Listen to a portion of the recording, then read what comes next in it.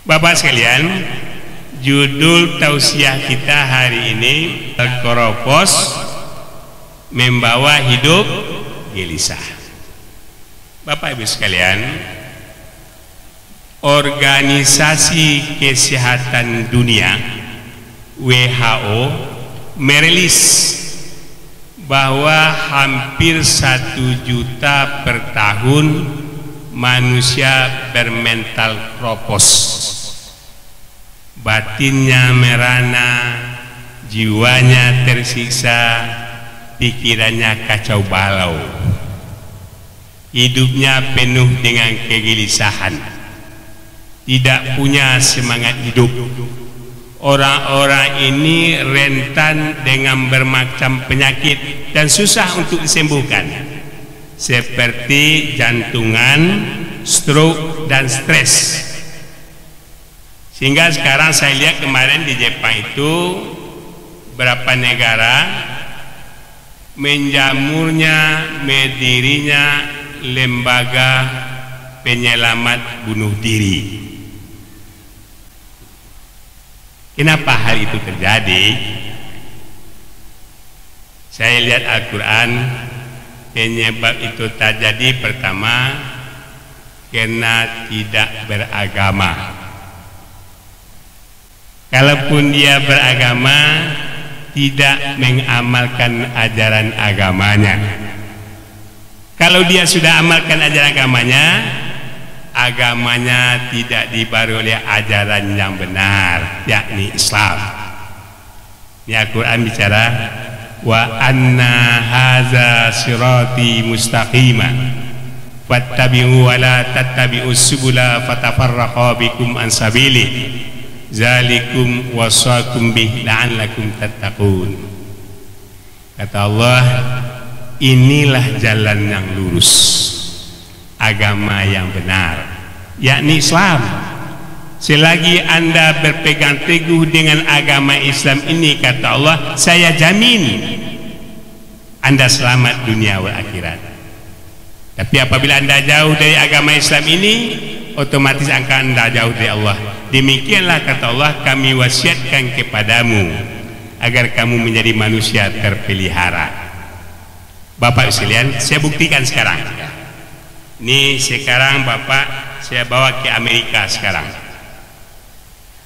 Ada seorang yang bernama Profesor Dr. Zemunriti, alumni Universitas California, Amerika Serikat.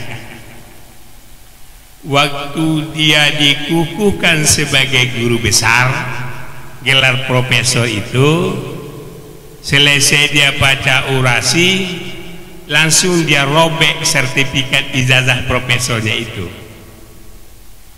Orang pada kaget, ada apa? Tiba-tiba tidak semua orang bisa mendapat gelar profesor, ya, orang pilihan, ya.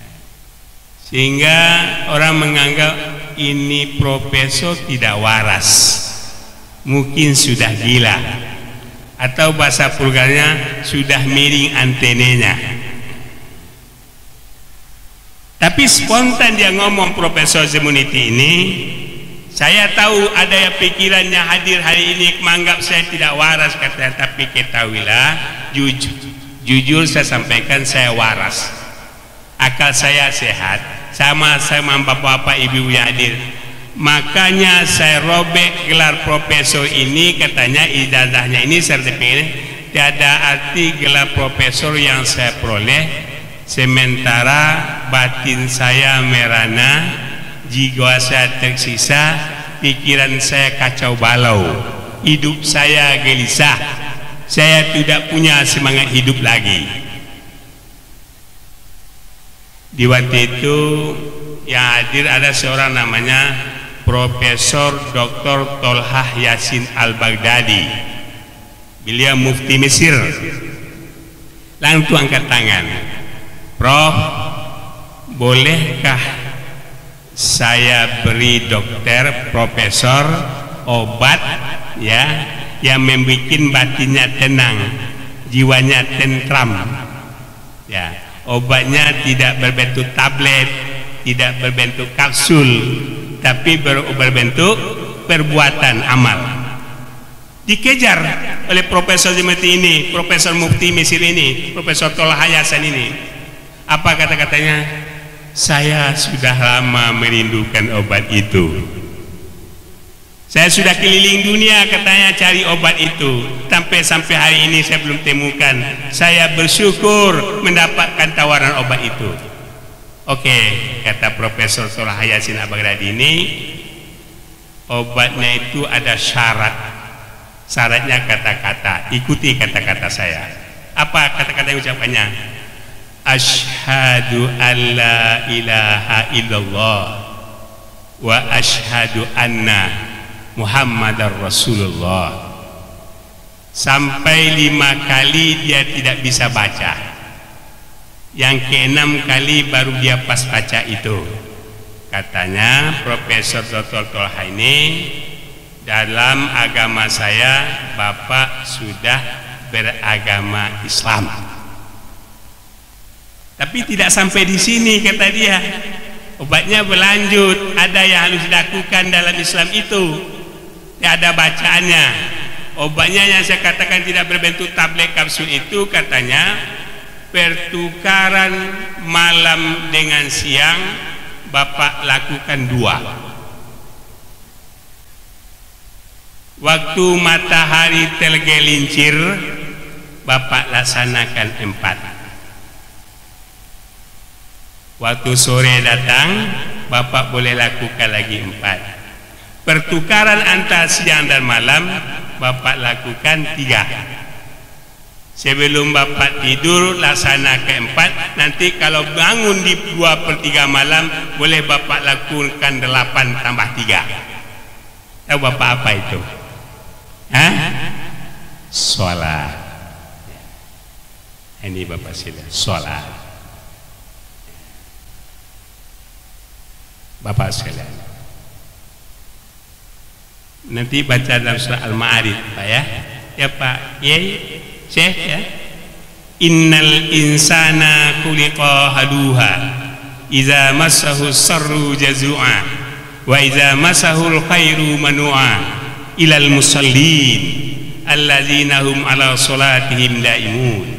Kata Allah, sesungguhnya manusia itu diciptakan keluh kesah, ditimpa musibah, batinnya merana, jiwanya tersiksa, pikirannya kacau balau.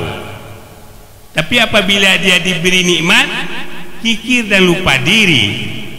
Illal musallin, kecuali orang yang sholat. Allazina hum ala sholatihim daimun, yakni orang yang tetap dengan sholatnya.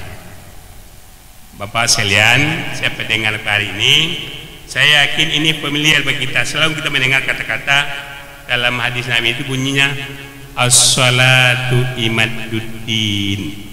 Salat tiang agama. Man taraka salat mu'amidan faqad kafara. Pembeda antara orang Islam dengan non-Muslim adalah salat. Inna shalah tanha anil fahsya'i wa munkar. Salat pencegah berfahsya wan munkar.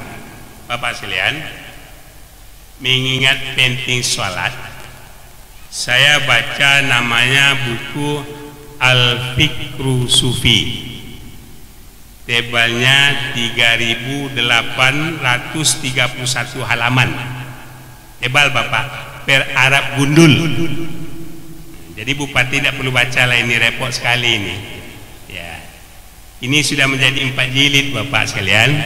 Al-Fikru Sufi itu adalah kumpulan dari kekelukesahan, kegelisahan, kegundah-gulanaan para ahli-ahli tasawuf terhadap umat Islam yang mengaku beragama Islam, yang KTP-nya, yang kartu penduduknya, SIM-nya, kartu identitas beragama Islam, tapi dia tidak sholat. Katanya begini, kata ahli sufi ini dalam buku ini, pernah dialog berapa ekor binatang. Kata kerbau, hei sapi, Saya lebih beruntung daripada Anda. Badan saya besar, tanduk saya panjang. Benar kata sapi, tapi saya lebih beruntung daripada kambing. Badan saya besar, tanduk saya juga panjang. Benar kata kambing, tapi saya lebih beruntung daripada anjing. Anjing dipergunakan orang berburu, daging saya dimakan umat Islam. Benar kata anjing, tapi saya lebih beruntung daripada babi.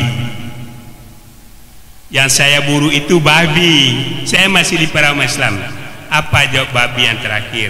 Benar apa yang Anda ucapkan itu, tapi ketahuilah saya jauh lebih beruntung, lebih mulia, lebih bahagia daripada umat Islam yang tidak salat dan sembahyang. Marah bapak ibu pada saya, jangan marah kepada babi.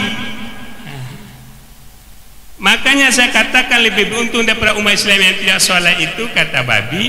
Ingat nanti kalau kita sama-sama mati, sama-sama meninggal dunia, jasad saya yang besar ini, tubuh saya yang gemuk ini cuma makanan tanah, cuma cacing yang akan gemuk cuma, ya. Tapi kalau manusia itu mati, manusia itu mati, seluruh tindak tanduknya, fiil perangainya, tingkah lakunya akan dipertanggungjawabkan di mahmilu Allah. Mahkamah yang luar biasa, tidak sama dengan mahmilu manusia. Benar menghukum, adil mengadili. Mata, telinga, tangan dan kaki semua menjadi bukti dan saksi. Bapak sekalian, ini mahmidu Allah. Saya bandingkanlah dengan milu manusia sebentar aja bapak sekalian. Seorang pencuri ayam dihadapkan ke meja hijau, kena tertangkap basah, ya. Begitu dia mau diputuskan perkaranya, maka ketua majelis hakim mengatakan, diberi kesempatan dia untuk bicara. Anda tertangkap basah mencuri ayam, mempunyai fakta dan data yang otentik, yang sahih, maka menurut undang-undang Anda dihukum 3 bulan 10 hari. Begitu mendengar kata-kata 3 bulan 10 hari itu, lalu dia bicara begini, Ketua Majelis Hakim yang terhormat, saya kalau dihukum 3 bulan 10 hari, saya tidak akan terima, saya akan tolak. Saya maunya dihukum itu sampai mati saja, ya, atau seumur hidup, minimal 20 tahun penjara. Orang pada heran, kaget, ada apa? Dihukum 3 bulan 10 hari, dia minta hukuman seumur hidup atau 20 tahun penjara. Dia langsung ngomong, mungkin hadirin menyaksikan sidang saya ini pada heran, pada kaget. Mungkin ada yang sudah berpikiran lain, menganggap saya sudah gila. Kata pencuri ayam ini, makanya saya minta hukuman mati seumur hidup atau 20 tahun penjara. Saya ini ketua majelis hakim, seorang suami, punya istri 1, seorang bapak dari 2 anak. Saya ini seorang pengangguran, tidak punya penghasilan. Setiap istri saya minta tanggung jawabnya, saya sebagai suami, anak saya meminta kepada saya, air mata saya bercucuran ke bawah. Saya tak mampu memenuhinya. Itu makanya saya minta hukuman mati saja. Rasanya saya lebih enak di penjara. Di penjara itu saya pikirkan makanya 3 kali. Selama saya di luar, salat saya tidak teratur. Mungkin salat saya akan teratur dengan baik. Malam harinya mungkin saya bisa baca Al-Quran, bisa jogging, olahraga pagi. Itu makanya saya minta hukuman saya hukuman seumur hidup saja. Tapi bolehkah saya berkomentar, Ketua Majelis Hakim yang terhormat? Kata Ketua Majelis, silakan, please. Begini Ketua Majelis Hakim, kenapa hukum itu tajam ke bawah, tumpul ke atas? Orang yang mencuri ayam kayak saya ini, saya mendapat hukuman 3 bulan 10 hari. Sementara orang yang sudah merampok, menggarong uang negara triliunan rupiah, dia ketawa-tawa ria di luar negeri, kata dia. Bapak sekalian, Pak Bupati jangan takut saya ngomong begini ya. Dengan depan Jokowi saya ngomong gini juga, depan pangapnya saya ngomong gini juga. Saya guru tetap di beberapa departemen itu, Bapak sekalian. Ya, ini hukum manusia, hukum Allah tidak bisa. Semua ikut bicara nanti. Bapak sekalian, mengingat pentingnya sholat bagi umat Islam, saya pernah melakukan penelitian kecil di kampung halayak. Boleh saya sampaikan? Ya. Sederhana saja penelitian saya. Saya meneliti kepada 2 orang. Ya. Yang pertama saya beri A namanya. A ini titelnya doktor. Jabatannya pemegang esalon berkemputan di Skani. Harta bendanya boleh dikatakan kaya raya. Simpanan uangnya di bank luar negeri tidak tanggung-tanggung. Rumahnya bagaikan mahligai. Togohnya sekian pintu. Pagar rumahnya sama tinggi dengan rumah. Penjaga rumahnya ada 7 ekor anjing. Malah pakai anjingnya seragam lagi. Ya, tapi dilihat ibadahnya, agamanya, orang ini tidak mengenal ajaran agama, tidak pernah sholat. Ini yang pertama. Orang sekarang sebut dia itu adalah tergolong grup elite minority. Yang kedua saya beri nama B. B ini doktor juga, jabatan tidak punya, kehidupan tergolong miskin, du'afa, mutadaririn. Keluarganya tidak ada yang jadi satu juga. Tapi di segi lain ibadah sholatnya bagus sekali, hebat sholatnya. Yang lebih hebat juga, seluruh yang diperintah Allah dia kerjakan, yang dari Allah dihentikan. Dengan izin Allah, A dan B ini di hari yang sama, di jam yang sama, sama-sama meninggal dunia keduanya. Sama-sama mati. Ya. Penelitian saya delay sebentar dulu. Saya pending sebentar dulu. Ya. Saya ingin tanya sama Bapak Ibu yang di Kayu Agung ini, dipersaksikan di depan bupatinya ini, ya. Saya tanya jujur, jawab ya, jujur. Ya. Sama-sama meninggal kalau kejadian tadi, ya. Mana orang yang ramai menyalakan jenazahnya? Yang A kaya raya, jabatannya hebat, keluarga jadi semua, ya, tapi tidak sholat. Yang B sholatnya hebat tapi miskin, du'afa, mutadaririn, keluarga tidak jadi. Tolong jawab serentak, ya. Jawab ya. Kejadian di Kayu Agung ini, Joki ini Bapak Bupati mendengar ini ya.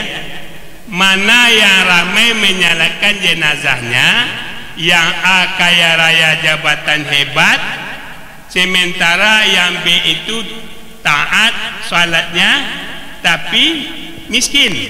Kalau dia sama-sama mati keduanya, mana yang ramai menyalakan jenazahnya? Nah, ini tes case ini Bapak Bupati ya. Nah ini sebelah ini kau jawab, mana yang ramai menyalakan jenazahnya? Hah? Sekali lagi, mana orang yang ramai menyalakan jenazah ini antara A dan B tadi? Coba jawab jujur. Saya sengaja bangunkan, takut saya tidur semua.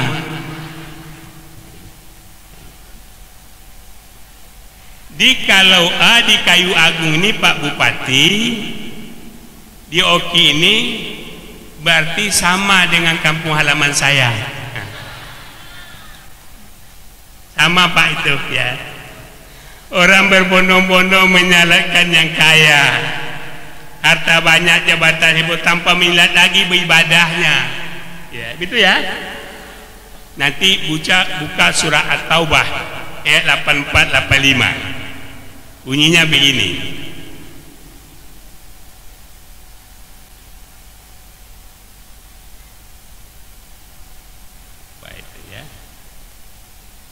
Wala tusalli ala ahadimun mata. Lapanya ayat itu. Wala tusalli ala ahadimun mata. Janganlah kamu menyalatkan salah seorang di antaramu yang meninggal dunia, yang tidak salat. Jangan kamu pandang harta bendanya, jabatan dan kedudukannya, sanak dan famili keluarganya. Kalau nyata dia tidak salat, nyata dia tidak sembahyang, haram hukumnya menyalatkan.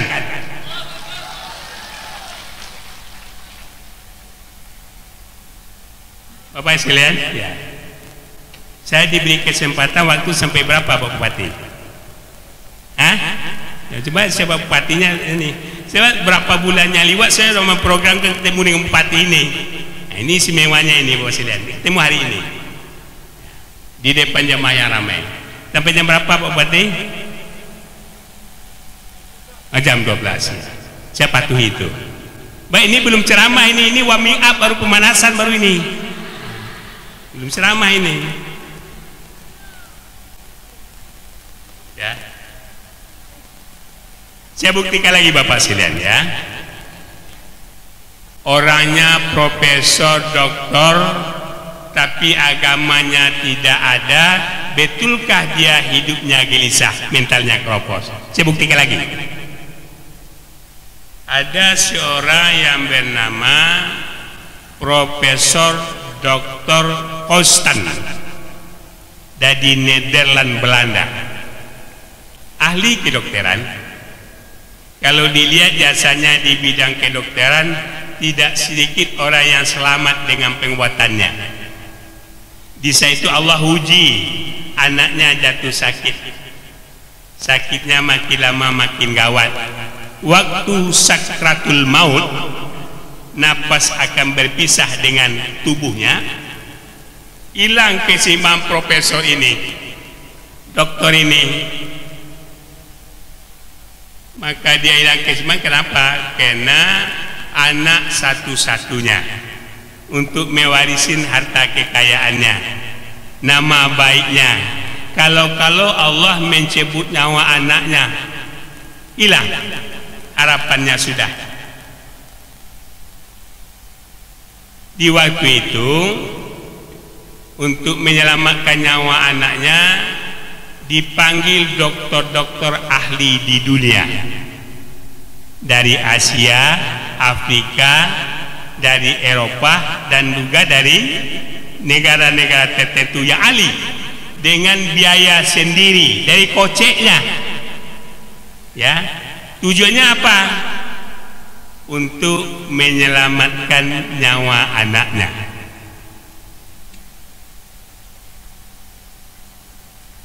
Begitu dokter-dokter yang dibiayai tadi dari berbagai negara itu datang menyaksikan anaknya, satu persatu angkat tangan, geleng kepala.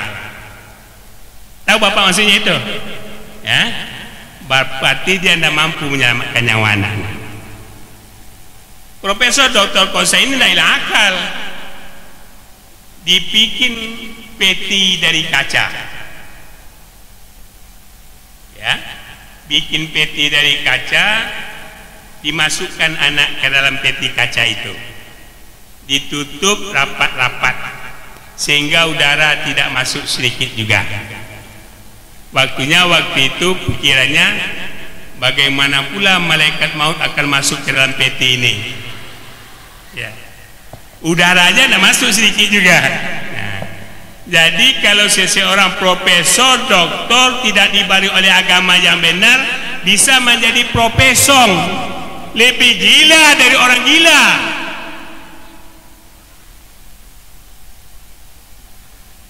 Tapi 3 jam kemudian terjadi komplikasi dalam otaknya, dialog dalam hatinya.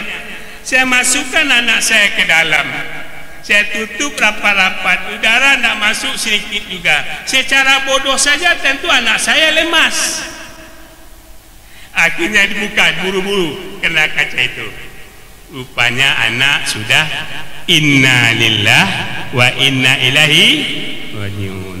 Anak sudah qaid. Tahu qaid? Bapak, ya, saya bacakan ayatnya. Ini saya lupa di mana saya temu Qurannya, tapi bunyi ayat begini. Bapak boleh cek nanti. Bunyi ayat begini. Aina ma takunu yudrikul maut walau kuntum fi burujim musyayyadah. Di mana saja Anda berada, yang nama maut itu, mati itu mengintai Anda. Walaupun Anda berada dalam benteng keranda kaca yang hebat, yang dahsyat. Ini Bapak silakan, ya. Kemudian sudah. Sekarang saya buktikan lagi kenapa orang itu gelisah, mentalnya kropos. Yang pertama, dalam Al-Quran saya temukan orang-orang yang menganggap dosa sepele. Kalau bahasa Al-Qurannya marjun.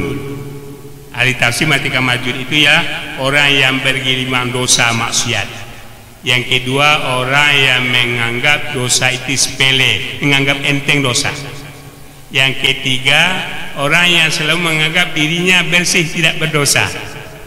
Yang keempat, masuk marjun itu juga orang yang mempercampur adukan antara dosa pahala, maksiat dengan ibadah. Salat dia kerjakan, puasa dia laksanakan, haji dia pergi, anak yatim fakir miskin dia bantu, tapi namanya maksiat jalan terus. Malah keluar dari mulutnya.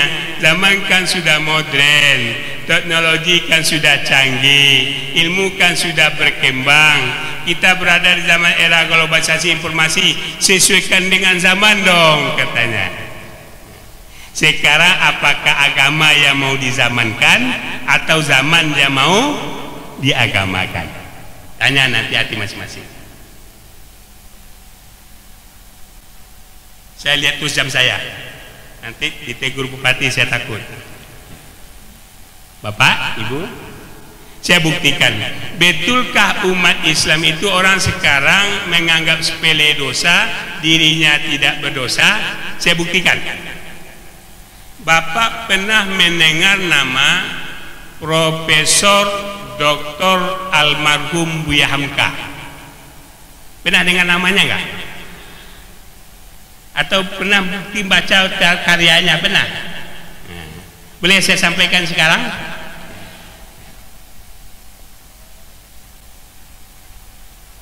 Suatu hari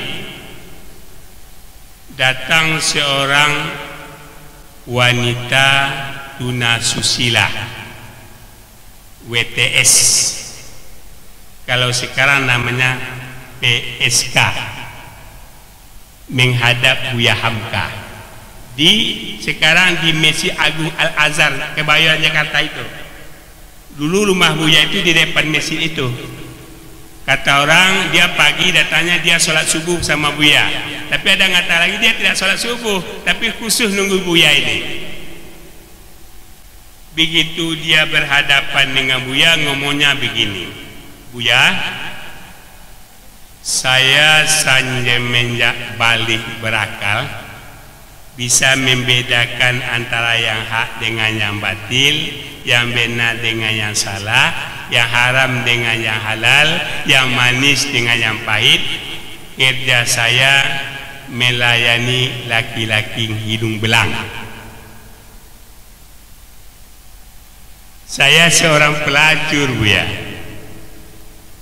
Yang lebih hebat lagi, Buya, semenjak saya balik itu, seluruh yang diperintah Allah tidak pernah saya kerjakan. Yang dilarang Allah, hobi saya melakukannya. Sekarang saya berhadapan dengan Buya, saya membawa 2 goni. Tahu dengan goni? Kalau bahasa kampung saya karung namanya. Kalau sini apa namanya? Sama ya? Buya, tolong Buya masukkan ke dalam 2 karung ini. Sudah berapa banyak dosa yang saya kerjakan? Sudah penuh goni ini apa belum, Buya? Buya tidak berkomentar, bungkam beliau. Tapi beliau bungkam itu berjalan langsung pergi ke bawah rumahnya. Diambil 3 batu. Begitu batu dapat, beliau naik ke rumah, berhadapan dengan wanita ini, langsung beliau lempar sekuat tenaga. Batu yang pertama melenceng, lempar kedua juga tidak kena. Tapi di saat beliau melempar batu yang ketiga, wajahnya kena, bengkak hijau, dia menangis kesakitan. Di waktu itulah dia mencerca Buya Hamka, ini yang dijagokan, dielu-elukan, ya, di propaganda kaum Islam selama ini dianggap ulama besar. Saya mau tobat, saya mau insaf, saya mau sadar, saya mau keluar dari permasalahan saya ini. Tapi kenapa azab yang dapat bagi saya? Tidak benar ini ulama besar. Buya Hamka gini ngomongnya, Anandaku sayang, permasalahan Ananda sudah selesai, nak. Problem Ananda sudah terjawab, nak. Bertambah keras anginnya. Kok Buya katakan selesai? Tahu Buya muka sebengkak hijau, saya datang menangis kita, Buya. Kata Buya Hamka, turunkan emunah, redakan marahmu. Buya meminta kepadamu, nak, sekali ini saja. Tolong kamu masukkan ke dalam 2 karung yang kamu bawa itu, nak. Sudah berapa banyak sakit yang kamu derita, nak? Sudah penuh goni itu apa belum? Bisa Bapak Ibu tuh? Dia jawab, wah Buya, walaupun muka saya sudah bengkak hijau, saya menangis kesakitan, yang namanya sakit itu tidak bisa saya lihat, Buya. Tidak bisa saya raba, tidak bisa saya masukkan suatu alat, tapi cuma bisa saya rasakan. Kata Buya Hamka, itulah dosa. Dosa tidak bisa dilihat, tidak bisa dimasukkan satu alat, tapi bisa kita rasakan. Jadi nanti ibu, bapak, nanti tiba di rumah panggil anak tercinta, nak, Ananda tersayang, tolong masukkan ke dalam karung ini, nak. Sudah berapa banyak dosa yang bapak ibu kerjakan? Tak bisa itu.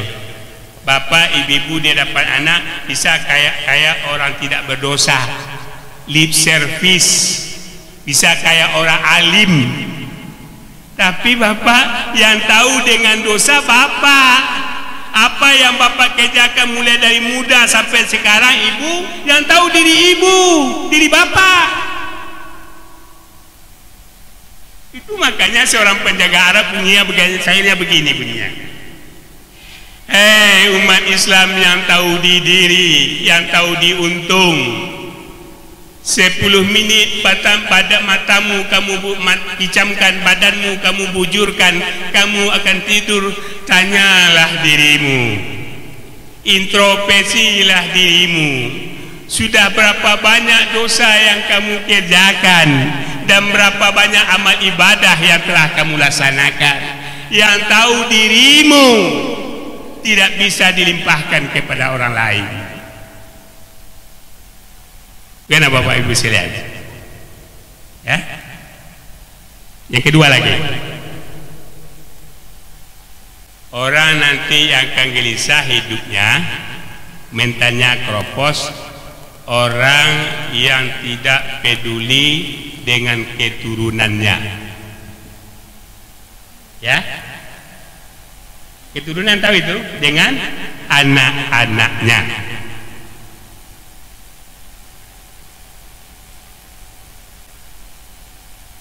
Ya, saya sampaikan ini, boleh?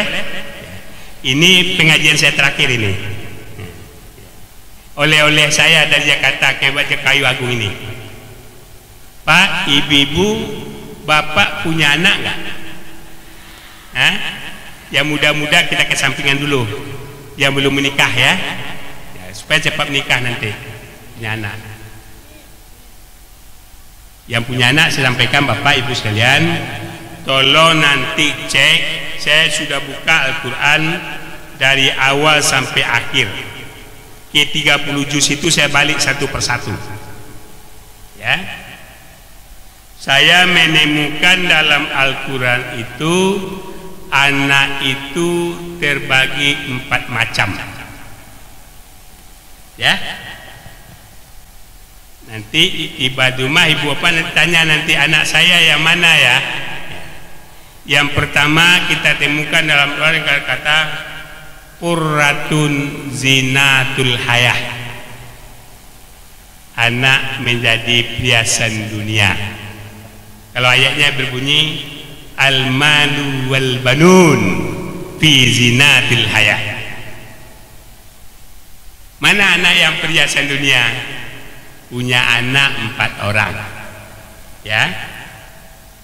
Di bidang titel 1 doktor, yang kedua sarjana hukum, yang ketiga insinyur, yang keempat dokter.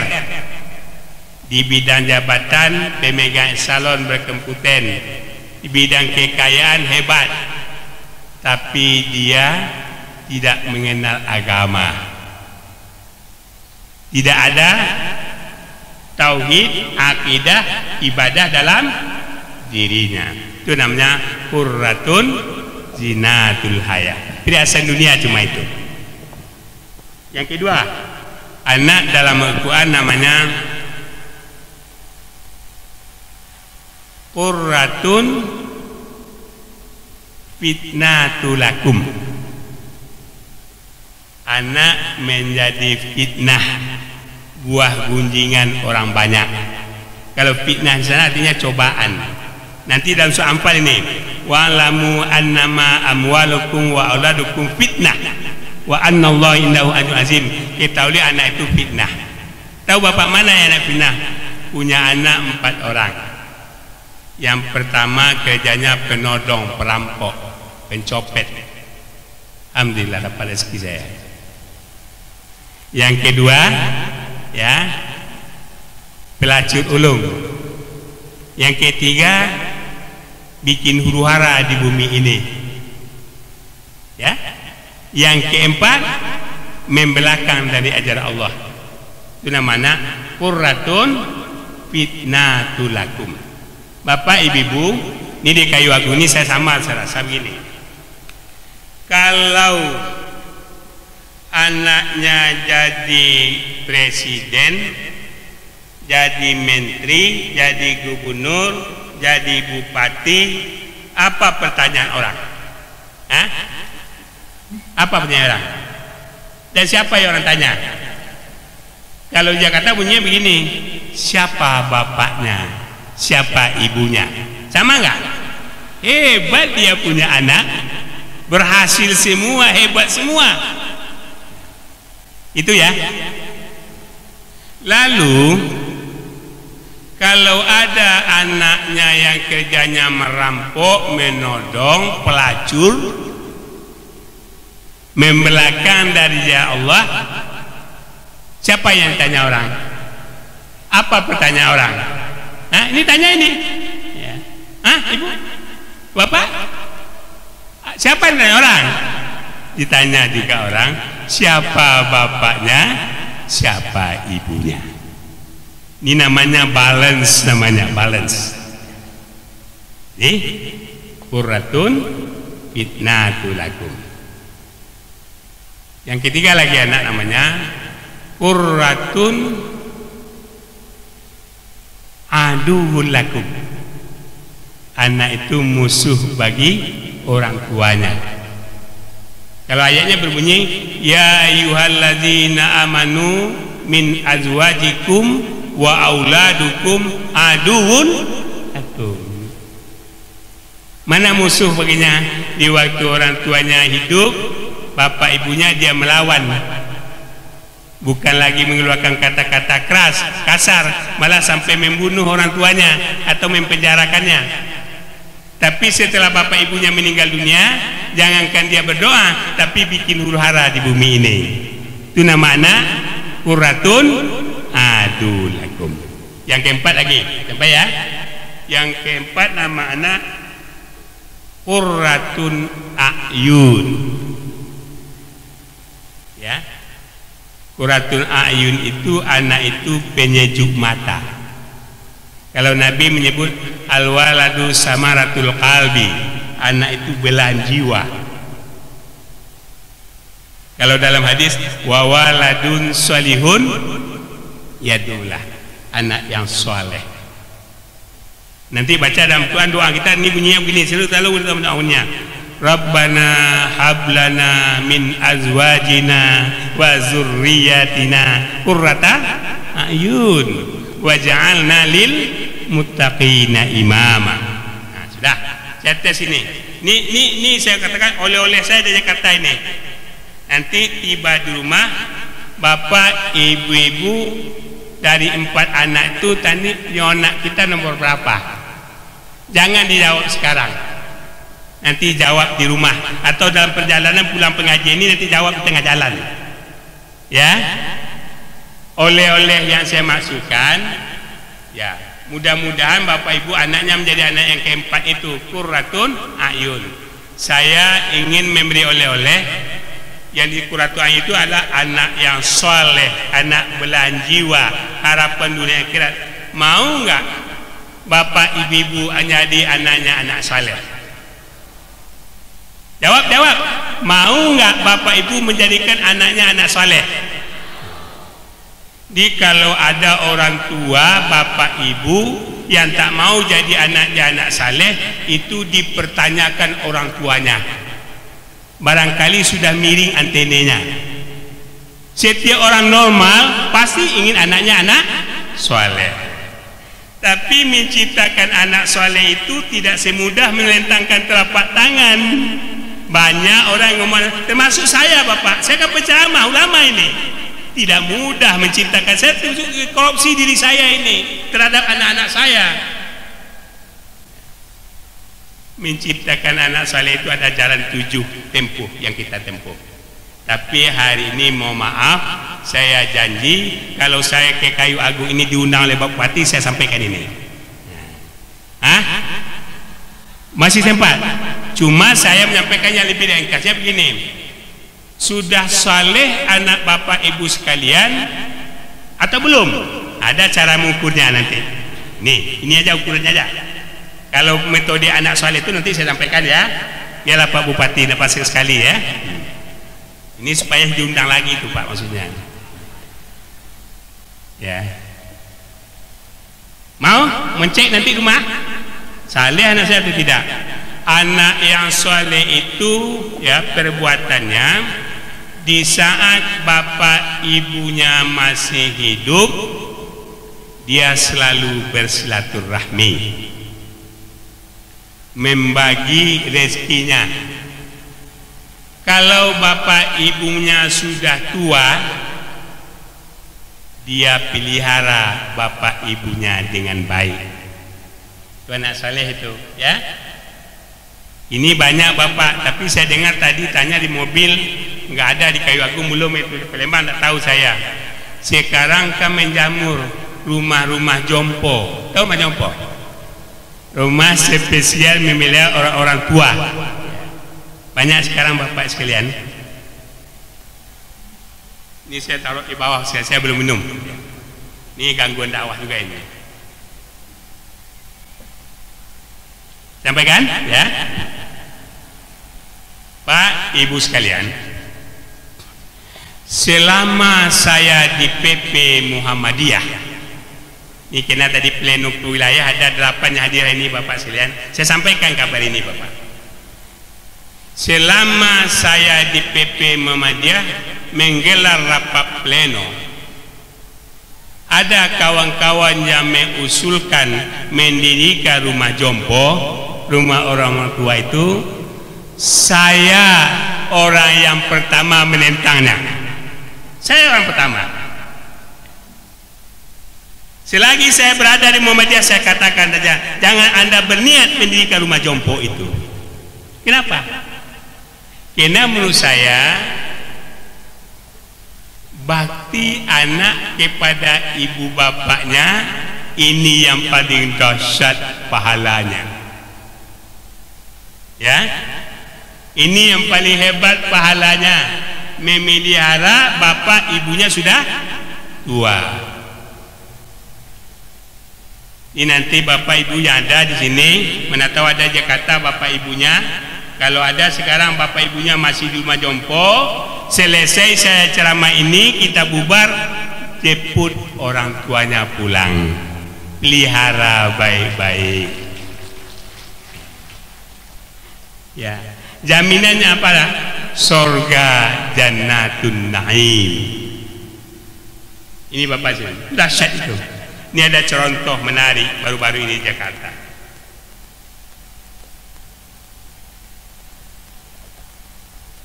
Seorang ustadz datang ke rumah jompo. Ustadz dibawa istri anaknya.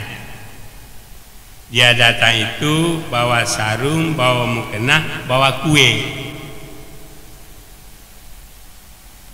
Kira-kira 200 meter di halaman rumah jompo itu ada seorang ibu. Ibu ini dari ruang dia berlari kejar ustaz ini. Begitu berhadapan dengan ustaz ini langsung dirangkul, dipeluk, ya. Dia menangis. Kata-katanya begini, "Nak, kenapa kamu tinggalkan ibu di sini, nak?" Ditangisnya. "Ibu ndak beta, nak, bawa ibu pulang, nak." Ustaz itu terharu dia. Isinya juga mencucurkan air mata. Untuk menyenangkan hati ibu ini begini, "Bu, maaf saya bu ya, nanti kita pulang ya, tapi kita ke dalam dulu bu." Bawa ke ruangan, lalu diberi dia, ibu itu disuapkan roti yang dibawa itu. Ibunya makan, tapi air matanya bercucuran ke bawah. Setelah dia makan itu, Ustadz pamit kepada penghuni jompo, penjaga itu, bahwa dia mau pulang. Ibu ini langsung dia duluan pergi ke mobil Ustadz ini. Dia masuk ke mobil itu, ya. Jadi tanya kepada Ustadz penjaga jompo, "Gimana nih, ibu itu sudah ini, izinkan ya, saya bawa agak 3 hari saja ibu ini pulang ke rumah, nanti saya antar kembali." Ustadz pergi ke mobil karena ibu ini sudah masuk duluan. Kebetulan di dalam mobil itu barang-barangnya banyak. Saking ibu ini mau pulangnya, apa terjadi sekalian? Dia katanya, nak, biar ibu duduk ditumpukan ini, nak, barang-barangnya itu. Dia berangkatlah, Ustaz ini bawa ibu ini pulang. Begitu tiba di rumah, besok paginya Ustaz ini biasanya sholat berjamaah subuh. Ustaz ini jadi imamnya, anak istrinya ikut, ibu ini juga ikut salat subuh. Begitu selesai salat subuh, Ustaz berdoa, selesai berdoa, ibu itu langsung mampir ke depan, dikejar tangan Ustaz itu, dia cium ya, sambil menangis. Tapi Ustaz ini, kenapa ibu menangis? Ibu sudah lama merindukan ini, nak. Ibu belum pernah salat begini dengan anak ibu. Ini hari ini ibu temukan. Sudah. Besoknya Ustaz ini salat berjamaah Isya, selesai salat berdoa, sudah berdoa, ibu ini cium lagi tangan Ustaz ini. Tapi tangan ibu ini sudah dibungkus dengan mukenahnya. Tahu mukenah? Nah, dibungkus dengan itu. Padahal tadi bersalam subuh tadi tidak dibungkus tangannya. Timbul pertanyaannya, kenapa ibu bungkus tangan ibu bersalam dengan saya, Bu? Kata Ustaz ini, apa jawab ibu ini? Ustaz kan bukan anak saya, kan? Ya. Ini, iya, Bu. Walaupun bukan anak ibu, saya perlakukan ibu sebagai ibu bapakku sudah meninggal. Insya Allah kasih saya akan sumpahkan kepada ibu perlakukan. Ya. Ibu itu menangis. Katanya, kalau Ustaz anakku pasti tidak akan pernah begini, menyuapkan saya makan, membawa salat berjemaah begini. Ini kata ibu itu. Di waktu dialog itu terjadi, tingginya emosi itu, ibu itu langsung terhempas ke lantai. Tahu terhempas? Pingsan. Dipanggil ambulan, dibawa ke rumah sakit. Masuk rumah sakit. Ustaz ini, ibu ini diangkat kepala ibu ini dengan bantal. Di saat itu ibu ini sadar. Begitu dia sadar, dia ngomong begini, Ustaz, kalau nanti umur saya berakhir di sini, saya meninggal dunia, jangan beritahu anak saya. Ustaz sampaikan kepada dia, kalau dia pun gigih ingin ketemu, katakan kepada saya, kepada dia, jangan sekali-kali dia datang ke mejan saya, ke kuburan saya. Haram dia mendekat kuburan saya.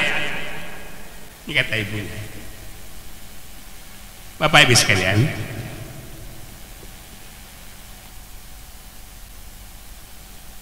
ibu meninggal, ya, meninggal dunia, jadi kapani, disalatkan, bawa kuburan, sudah dimakamkan. Malamnya telepon anaknya. Kebetulannya anaknya orang hebat, hartanya banyak, orang terpandang di negeri ini. Ya, anaknya telepon ke Ustaz, tadi mana dapat anu ini Ustaz? Dia mengancam Ustaz ini, kenapa dia bawa ibunya pulang? Dia akan perkarakan, akan masukkan, menjebloskan Ustaz ini ke penjara. Dia tidak rela kalau ibunya dibawa pulang. Bapak sekalian, ya. Tapi Ustaz ini dengan rela, silakan, tidak apa-apa, ya. Tapi sampai 1 tahun anaknya ini tidak pernah telepon, Bapak sekalian. Waktu malam pengajian salah satu masjid, Ustaz ini sedang ceramah, ada seorang yang menangis di bawah. Yang jemaah itu menangis-nangis dia. Menangis dia begini, Ustaz, dulu yang menelepon bahwa saya akan mempenjarakan Ustadz itu saya, anak ibu itu. Tolong Ustadz kasih tahu saya kuburan ibu saya di mana. Saya baru saja ke Malang Ustadz, istri saya tertabrak mobil. Rumah saya sudah disita oleh bank. Yang ada cuma lagi sepeda jelek Ustaz. Saya sudah bangkrut, tak berduit lagi. Saya mohon sama Ustaz, tolong saya bawa ke kuburan ibu saya. Apa yang terjadi Bapak sekalian? Ya. Ustaz ini berarti bagaimana? Ini sudah amanah ini. Tapi Ustaz ini kalau amanah yang jelek kan tak diserahkan tak apa-apa. Apalagi ini anak kandungnya. Kata saya begini, boleh saya bawa bapak ke kuburan ibu bapak, tapi nanti saya tidak sampai ngantarkan ke kuburannya ya, saya tunjukkan aja dari jauh. Karena ini amanah ibunya. Maka dibawa kuburan itu, tiba di pemakaman itu, dilepas Ustaz ini, orang ini melihat kuburan bapak ibunya itu, kira-kira ada belum sampai ya 400-500 meter lah tiba kuburan ibunya itu, anaknya ini tersungkur di pemakaman itu, tersungkur belum sampai kuburannya, lalu dikejar karena dia tersungkur, badannya sudah hijau, matanya sudah ini, dia juga sudah meninggal dunia. Ini Bapak sekalian ya. Betapa itu dosanya itu. Ini saya sampaikan. Jadi nanti Bapak Ibu sekalian, hari ini sekali lagi sampaikan, kalau ada yang sekarang ibu bapaknya atau berniat ingin meletakkan menaruh ibu bapaknya di rumah jompo, luruskan niat kembali, cabut. Ya, Bapak sekalian. Saya cerita lagi. Lalu metode apa anak yang soleh itu apa? Kalau bapak ibunya sudah meninggal dunia, tahu dengan meninggal dunia? Mati. Penyelenggaraan jenazah itu adalah anaknya. Mulai dari memandikan, mengapani, ke kuburan sampai menyalatkan. Malah kalau dapat nanti yang menyalatkan jenazah itu yang jadi imam adalah anak. Bapak kalau dibawa, ada orang meninggal di kayu anggur, dibawa ke masjid, sebelum disalatkan kan ditanya oleh ustaz, ada dia punya anak enggak? Itu ya. Kenapa Bapak? Karena yang lebih afdal jadi imam salat itu adalah anak. Doa bapak ibu kepada anak, anak kepada ibu pak, tidak ada tabirnya, tidak ada dindingnya, langsung diijabah oleh Allah. Walaupun nanti kita meninggal dunia, disalahkan orang ribuan banyaknya, tapi itu belum tentu diterima Allah. Mungkin dia menyalahkan kita kena segan dengan anak kita, atau dengan harta benda kita, atau jabatan kita. Tapi kalau anak menyalahkan kita, pasti dia langsung diterima Allah. Ya, boleh saya tambah sedikit lagi? Ya Pak, Ibu, ini kejadian menarik. Seorang anak, seorang bapak ya, sakit di Jakarta ini, tidak saya sebut namanya. Sakit, begitu sakit, dibawa didamping istrinya ke rumah sakit. Periksa dokter, saya juga tidak sebut rumah sakitnya. Tiba di rumah sakit itu diperiksa dokter, kata dokter, ini secara ilmu kedokteran umur bapak mungkin tidak sampai seminggu lagi. Ini kata dokter ini. Ya, ini secara ilmu dokter, kata dalam ketentuan Allah. Ya, jadi maksud saya kata dokter, Bu, bawa saja bapak pulang, pimpin ibadahnya baik-baik, sholatnya ya, bagus rumah saja daripada rumah sakit ini. Begitu kata dokter, bapak ini langsung ngomong, Bu, ibu dengarkan kata-kata dokter, bahwa umur saya tidak sampai seminggu lagi. Kata dia kan, saya minta tolong sama ibu, tolong beritahu anak saya. Kebetulan anaknya sedang berada di luar negeri tidak jauh di Singapura cuma. Pertama, anak di SMS, yang kedua di WA. Tahu tuh? Ah ya, ini ibu-ibu zaman sekarang milenial tuh gitu. Di SMS tidak jawab, WA tidak tanggapi, langsung ditelepon. Di telepon yang ketiga kali baru anak ini menjawab. Ibunya ngomong begini, nak, bapakmu sakit, rindu padamu. Kata bapakmu tadi, ya tolong telepon beritahu anakku, mana tahu nanti kalau dia pulang ketemu wajahnya, saya sembuh, saya sehat. Kalau tidak sebaliknya, ya, itu pertemuan terakhir dengan saya. Itu kata bapakmu, pulang kamu nak, temui bapakmu. Apa jawab anaknya? Maaf bu ya, bisnis saya sedang hebat-hebatnya, saya tidak bisa temui ibu, temui bapak sekarang. Urus saja, bawa aja bapak ke rumah sakit. Padahal itu rumah sakit dia ini. Begitu mendengar kata ibunya sampaikan kepada bapak itu bahwa anaknya sibuk, tidak bisa temui anaknya bapaknya langsung meninggal dunia. Innalillahi wa inna ilaihi raji'un. Ditelepon lagi, nak, bapakmu meninggal dunia nak, selenggarakanlah jenazah bapakmu. Kata Ustaz, Muhammad Dika mengumpulkan dari imam salat jauh lebih bagi harus anak. Apa kata anak ini? Maaf kedua kali bu ya, saya tidak bisa temui jenazah bapak. 2 hari saja saya tinggalkan Singapura ini, uang saya hilang 4 miliar. Sekarang gini saja ya, cari ustadz yang ternama, yang terkenal di kampung kita. Nanti berapa biayanya saya tanggung. Katakan sama ustaz itu, saya akan beri di uang dari biasa biayanya itu 10 kali lipat. Saya tidak bisa temui bapak sekarang. Nah, ini bapak sudah. Jadi ya, saya lanjutkan. Kejadiannya sama, sekalian. Ya. Ini supaya ibu nanti tiba di rumah anak ini. Ada seorang yang sudah titelnya hebat, bapak sekalian. Di waktu bapaknya meninggal, ibunya meninggal ya. Lalu bapak kena jabatannya hebat, titelnya bagus, harta banyak. Di saat jenazah itu kata orang, ibu ini punya anak enggak yang bisa jadi imam?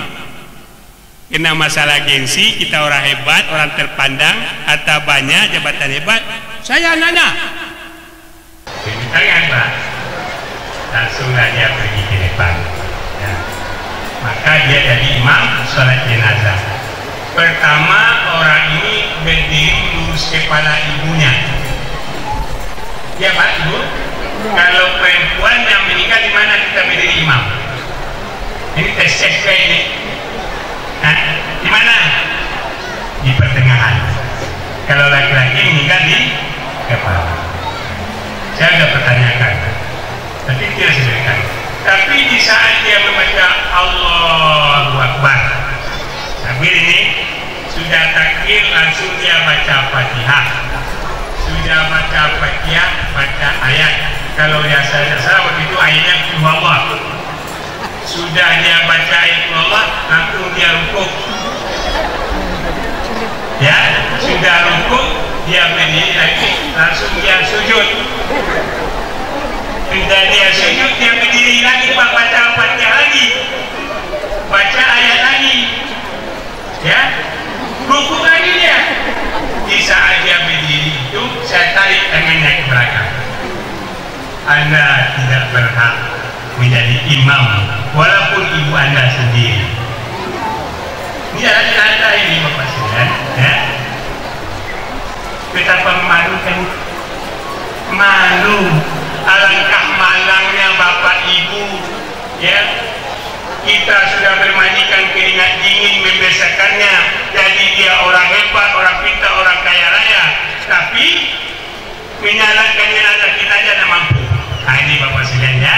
Jadi tiba Juma nanti saya pesan saya sebelum saya tutup, duduk anak kita sama-sama tanya, nah kalau ibu bapak nanti meninggal mampu nggak sholat nanti menyalakan bapak ibu, ya? Kalau dia tidak mampu menyalakan, tidak bisa dia baca sholat, ajarkan dia. Inilah kita orang Muhammadiyah. Itu aja sekalian. Kalau sudah berdiri Ustaz Yuda ini, itu isyarat saya ke berakhir. Assalamualaikum warahmatullahi wabarakatuh. Baiklah hadirin berbahagia, acara selanjutnya marilah kita tutup suah kita siang hari ini dengan bersama menundukkan kepala, mengangkat tangan untuk berdoa bermunajat kepada Allah Subhanahu wa taala. Dalam hal ini akan dipimpin oleh yang terhormat Ayahanda Ridwan Hayatuddin SH MH. Kepadanya kami persilakan. Assalamualaikum warahmatullahi wabarakatuh. Bapak Ibu hadirin, semoga kita semua dirahmati oleh Allah Subhanahu wa taala. Bersihkan hati kami, jernihkan pikiran kami, tuntunlah lidah kami dalam berucap dan bertutur kata, mata kami dalam melihat, telinga kami dalam mendengar, tangan kami dalam berbuat, dan kaki kami dalam melangkah. Allahumma arinal haqqa haqqa warzuqna ittiba'ah wa arinal batila batila warzuqna ijtinabah. Allahumma a'inna ala dzikrika wa syukrika wa husni ibadatik. Allahumma aslih lana dinil ladzi huwa ismatu amrina wa aslih lana dunyaya allati fiha ma'ashina wa aslih lana akhiratil lati fiha mu'adina wajalil hayata ziyadatan lana fi kulli khair wajalil mauta rahatan min kulli syarr. Rabbana atina fid dunya hasanah wa fil akhirati hasanah wa qina adzabannar. Wa sallallahu ala Muhammadin wa ala alihi wa ashabihi ajma'in. Subhana rabbika rabbil izzati amma yasifun. Wassalamun ala mursalin walhamdulillahi rabbil alamin.